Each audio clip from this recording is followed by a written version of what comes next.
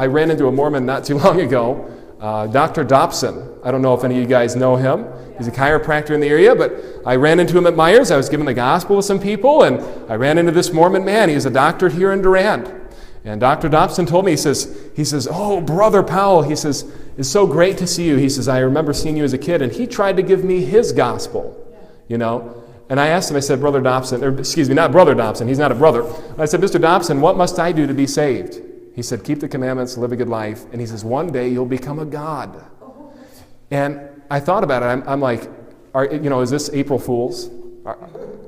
Are you really kidding me right now? He says, no. He says, God wants us to be just like him. God wants us to be able to, and one day I'm going to create all my own planets.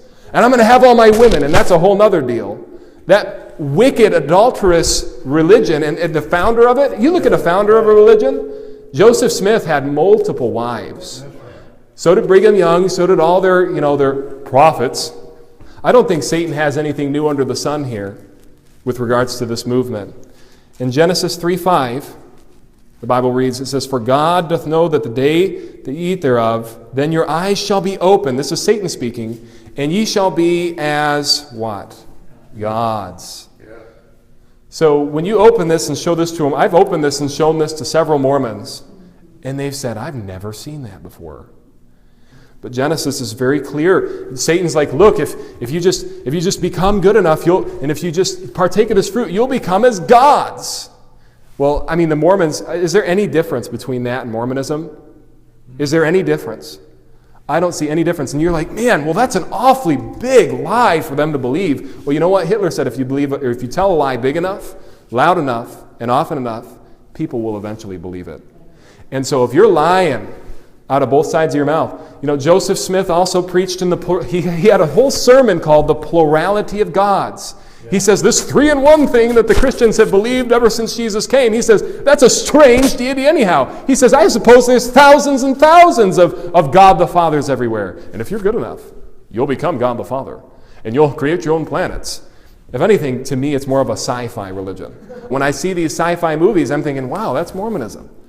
And it's no wonder so many people are converting to Mormonism because they watch a lot of sci-fi movies.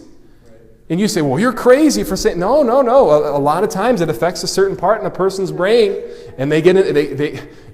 For crying out loud, we even have Jedi temples. People are like, oh, why are you preaching a sermon on Mormonism?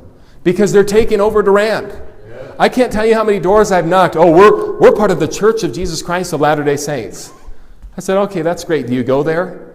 No, they're based in Lansing, but they come all the way out. They come all the way out here to give their gospel. We believe that one day we'll become a God.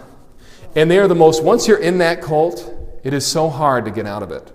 They're the most polytheistic religion in the world. They're more polytheistic than Buddhism, than Hinduism, than Jehovah's Witness. The Jehovah's Witness believe in multiple gods as well, by the way. They're the most polytheistic religion on the face of the planet. I mean, how crazy do you have to be? God point blank says, hey, before me there is none else. Neither shall they be formed after me. He says, I am the beginning and the end. I am the Alpha and the Omega, the first and the last. What part did the Mormons not understand about that?